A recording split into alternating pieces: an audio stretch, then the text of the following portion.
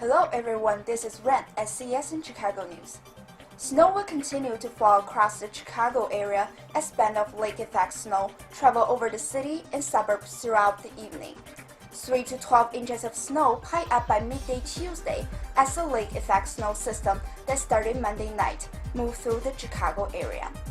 A lake-effect snow warning is in effect for Porter County, Indiana until 9 p.m. Wednesday.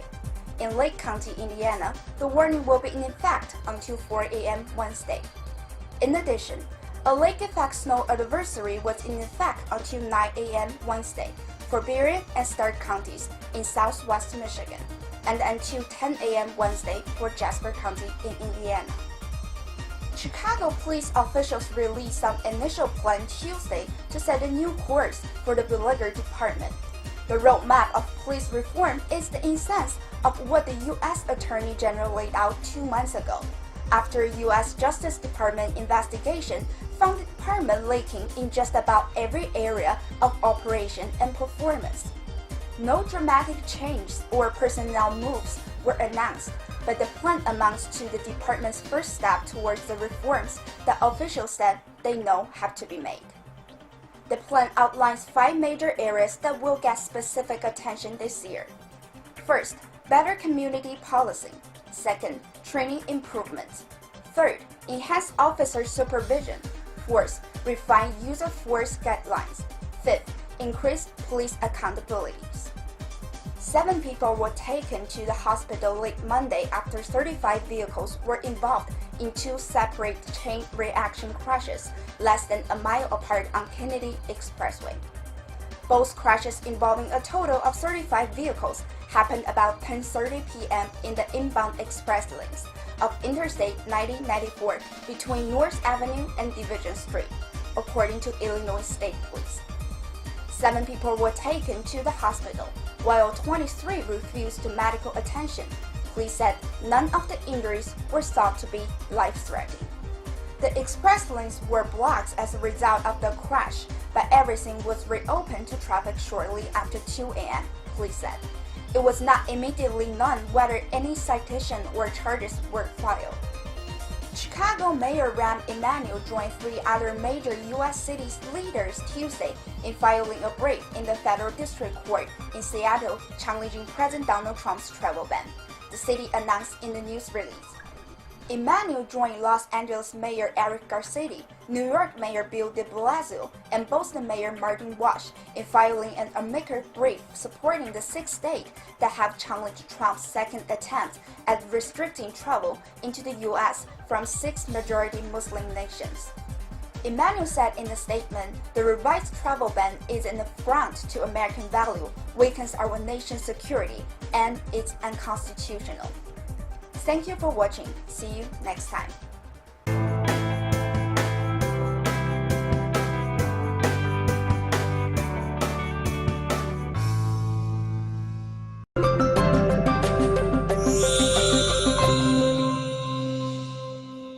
A strong snowstorm lashed the northeastern United States on Tuesday, interrupting mass transportation and leaving thousands without power. New York, New Jersey, Connecticut, Maryland, and Pennsylvania have declared states of emergency. 7 inches of snow fell in New York City when the city's northwest suburbs have seen over 1 foot. At least 20 inches of snow is observed in parts of eastern Pennsylvania. In Massachusetts, the forecast called for 12 to 18 inches of snow. Authorities encouraged motorists to stay off the roads and to take public transit only if absolutely necessary. Schools in New York, Philadelphia, Boston, and elsewhere closed. More than 800 flights have been canceled for Wednesday. Hundreds of passengers were stranded at Kennedy Airport due to flight cancellations in New York City. The New York subway system were partly shut down. The storm also caused widespread power outages in Massachusetts, New York, and Connecticut. UN Secretary General Antonio Guterres on Monday said women's empowerment must be a key priority in a male-dominated world. Addressing the 61st session of UN Commission on the Status of Women, Guterres said empowerment is about breaking structural barriers for women in all walks of life. In a male-dominated world, the empowerment of women must be a key priority. Women already have what it takes to succeed. Empowerment is about breaking structural barriers. Men still dominate, even in countries that consider themselves as progressive. And male chauvinism blocks women, and that hurts everyone. We are all better off when we open doors of opportunity for women and girls, in classrooms and boardrooms, in military ranks and at peace talks, in all aspects of productive life. Guterres also said women should be recognized as equal at workplace and should be promoted on that basis. Women's rights are human rights, and attacks on women are attacks on all of us. And this is why we have to respond together. The Commission on the Status of Women is the principal global intergovernmental body exclusively dedicated to the promotion of gender equality and the empowerment of women. The priority theme for this year's session is women's economic empowerment in the changing world of work. The executive director of UN Women said virtually all economies rely on the unpaid care and domestic work that is largely provided by women and girls.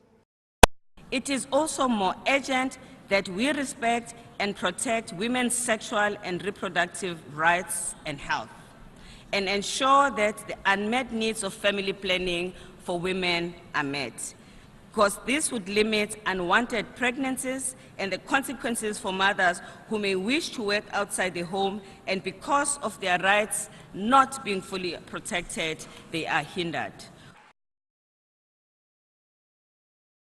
India has passed a landmark new law giving women employees 26 weeks of paid maternity leave. The maternity benefit bill was passed by the Indian Parliament last week. The bill entitles women working in professional sectors to get a paid maternity leave of 26 weeks, up from the previous 12-week period. The bill was welcomed by women's rights activists all over the country.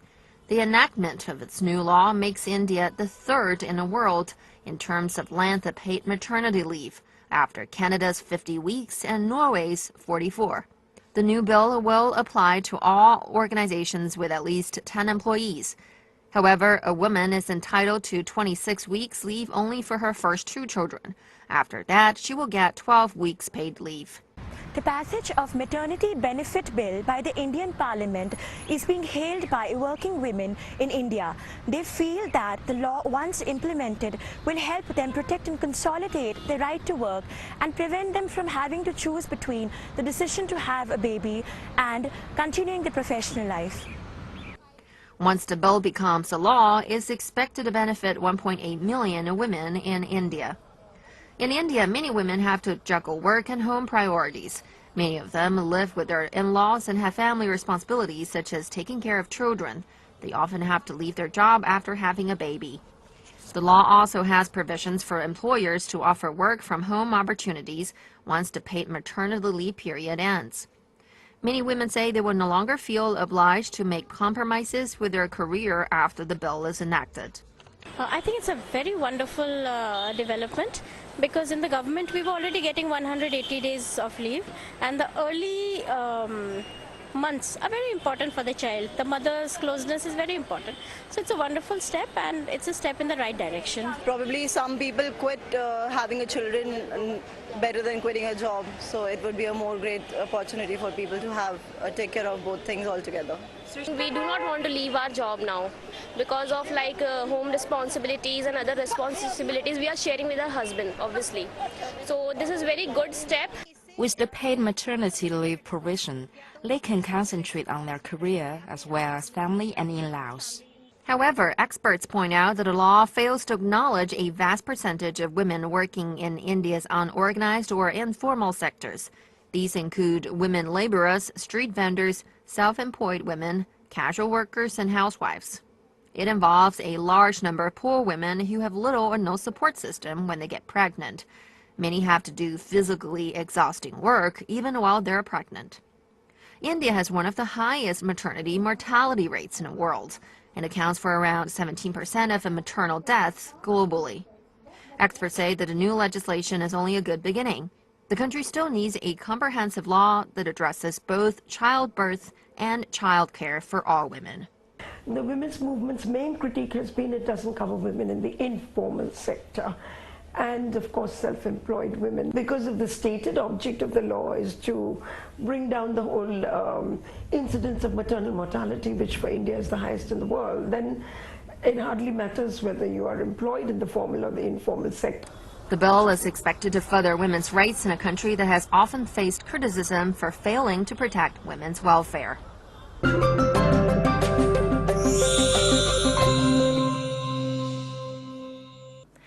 An Egyptian-German archaeological mission have found the second part of a newly discovered statue in Cairo. The statue is possibly of an ancient pharaoh, Ramses II. The colossus was carved in quartzite near the King Ramses II temple in ancient Heliopolis Sun Temples in Mataria neighborhood. The statue was found by an Egyptian-German archaeological mission. The 26-foot statue is believed to be associated with Ramses II, who ruled for over 60 years from 1279 BC. The first part was lifted out of its pit on Thursday. It weighs nearly 3 tons and includes large parts of the king's crown, right ear, and a part of the right eye. The Egyptian Antiquities Minister said the discovery was very important as it showed that Owen Sun Temple was rich of treasures. He also expressed his pride that Egyptian team did a good job in carrying out the task. The statue was pulled out from the earth professionally. This team consists of Egyptian members who carried out the mission. They suffered a lot and they had to work in harsh conditions. Egypt has been working hard to preserve its archaeological heritage and discovered the secrets of the archaeology of pharaohs and other ancient civilizations across the country. The move is to revive the country's ailing tourism sector. The industry has been suffering an acute recession in recent years due to political turmoil. Indonesia has launched a museum of shipwrecks and cargoes excavated from its waters, and here's a look. The artifacts displayed are from ancient world found in the seas of Belitung, Cirebon, and Riau Islands. The exhibition aims to remind people of Indonesian historical identity as the government pledged to develop the country as a modern world maritime fulcrum. These treasures provided immense information to reconstruct ancient Indonesian historical trade route and its international relationship, proving the trade between Indonesian and Middle East and China. To giving our children, our Indonesians, all our guests to show a part of Indonesian history that, of course, not only coming from Indonesia, but also from China, from Spain, from British, from England, from Germany, from Spain, from everywhere. Indonesia had part of world trade connectivity in the old days. The identified artifacts are mostly varieties of ceramics, mainly from the 9th to the 12th century. They include ceramics from ancient China's Ming and Qing dynasties and rare green glass bottles from 10th century Middle East.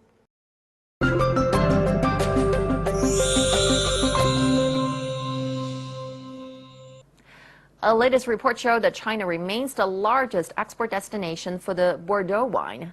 According to the Interprofessional Council of the Wine of Bordeaux, total sales of Bordeaux wine hit 3.65 billion euros in the region in 2016, a 3% decrease compared to last year. Among all the wines exported, 43% went to the Asian market, 35% to the European, and 12% to the North American market.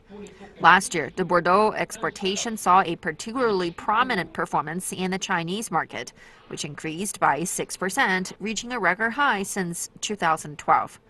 The CIVB president said that with a growing acknowledgement of wine among Chinese consumers, the sales of Bordeaux wine in China soared last year. Here in China, the growth is very strong. It's a solid consumption. Chinese consumers are very interested in wine. They learn, they get information, and they purchase. We are happy to see that. Not only the Chinese consumers, but also the market is growing more mature. The professional sales network is expanding, promoting wine consumption in the second and third-tier cities. With a growing market, China becomes one of the most important export destinations for wine producers worldwide. We are devoted to make Bordeaux wine recognized as a wine of quality, authentic, representing French culture. We are going to work closely with Chinese market. Cooperation between China and France in the wine industry has been strengthened on different levels, especially technologies exchanges and professional training. A new research finds that natural diamond powder may help detect the early stage of cancer in 10 minutes.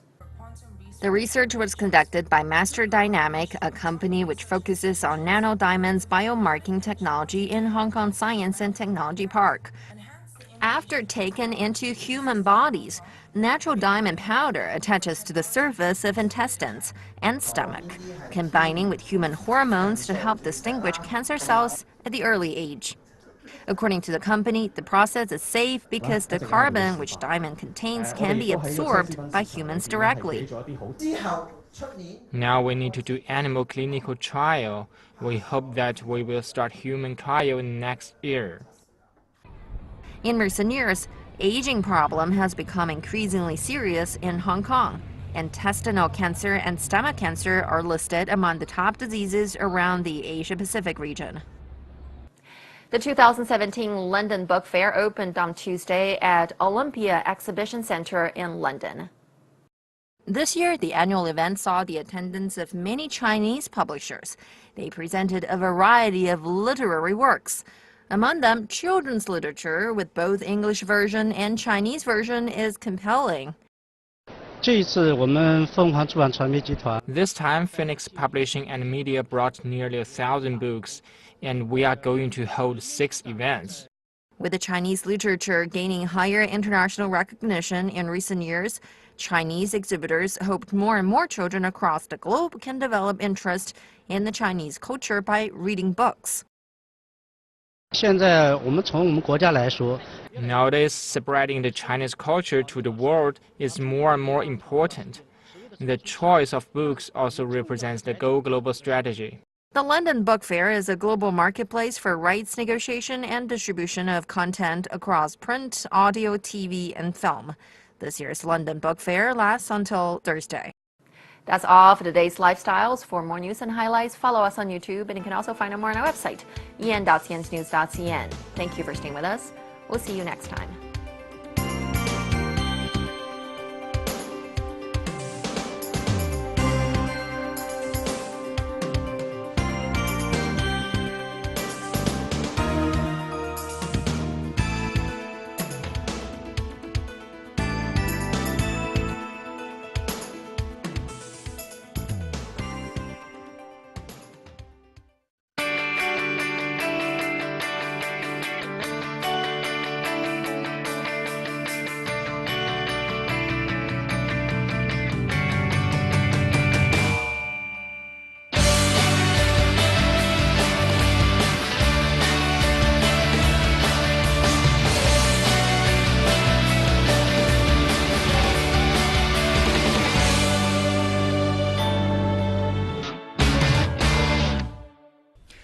Hello, you're watching Talk China on CNC World. I'm Xie Ge.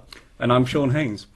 During this year's 2 sessions, one of the highlights would be the Belt and Road Initiative. It was announced by President Xi Jinping in 2013 as a way to link trade and development around the world.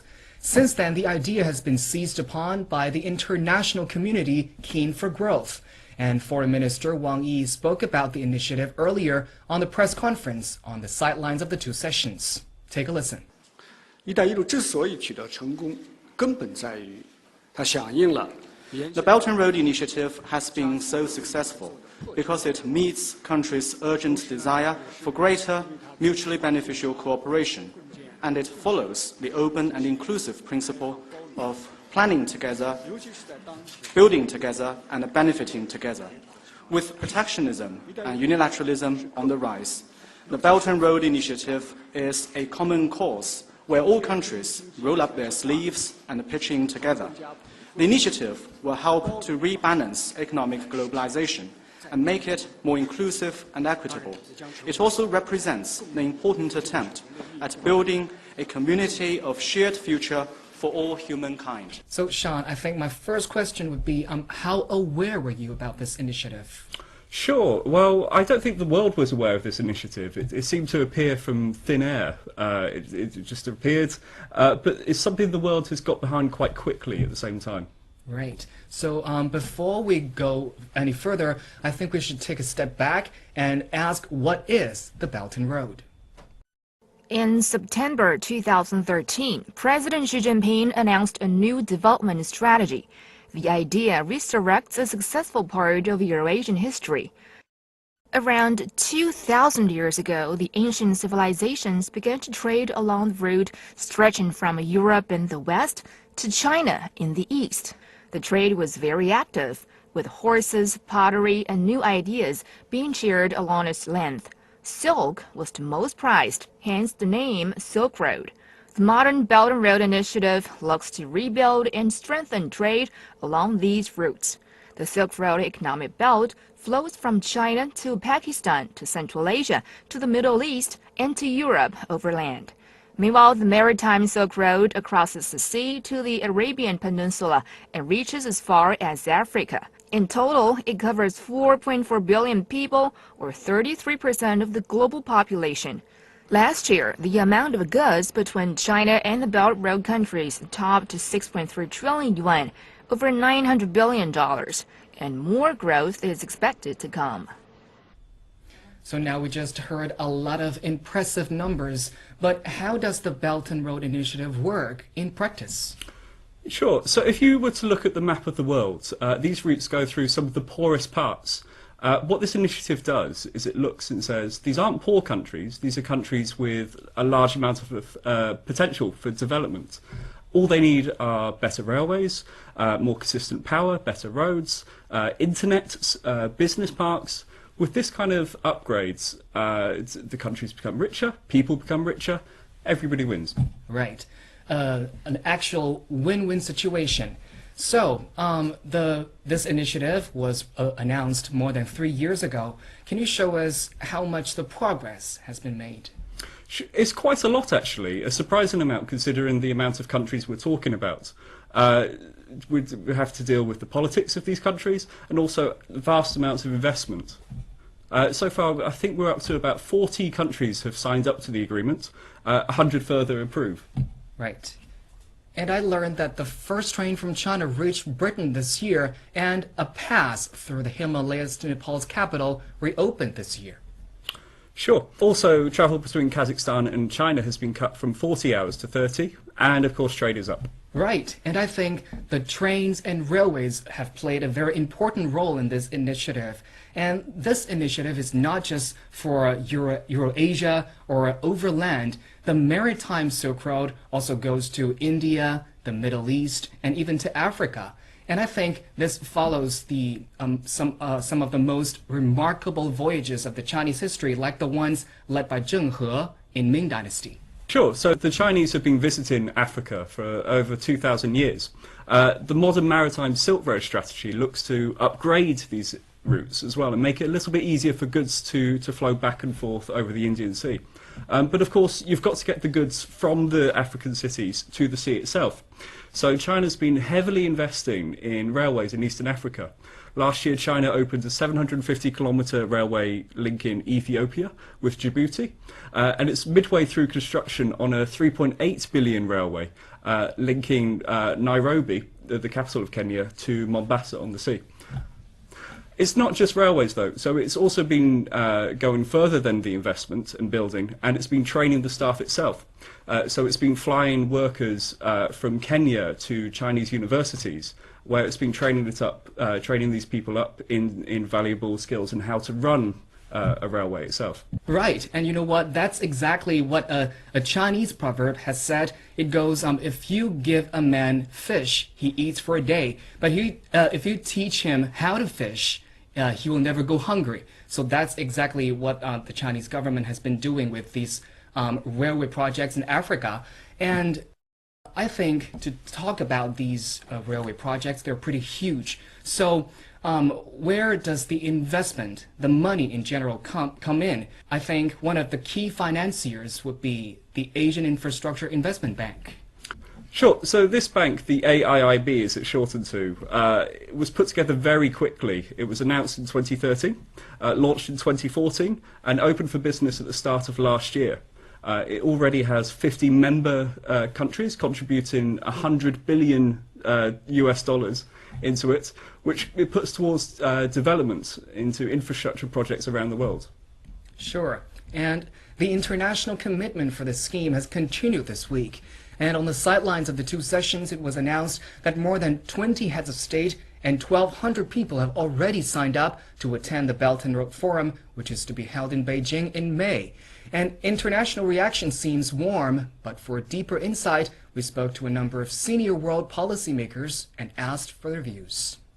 It's a very bold initiative, and we understand that China is very passionate about trade with our part of the world as well as with the rest of the Asian region. We have always understood that infrastructure is a very important part of the trade agenda.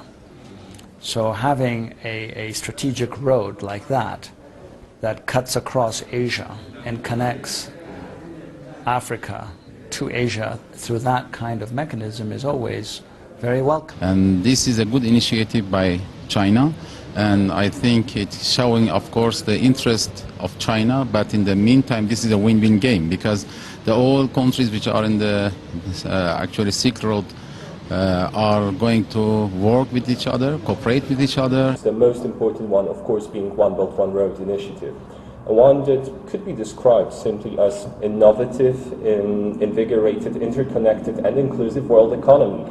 So to sum up, what would you say is the international reaction to this initiative? It's pretty receptive. China's gone out to the world asking them very politely, we have this idea for the future, it's going to make you a little bit richer, would you like to share in it with us? It's receptive. China's pushing on an open door with this one. Right. That's a perfect idea to sum up, to wrap up our talk today. And this is Talk China. Thank you for watching. I'm Xie Ge. And I'm Sean Haynes. We'll see you next time.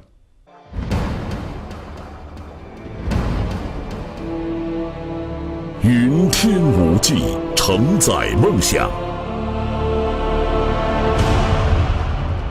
中国南方航空是中国运输飞机最多、航线网络最发达、年客运量最大的航空公司。亚洲第一，全球第三，是南航缔造的业界奇迹。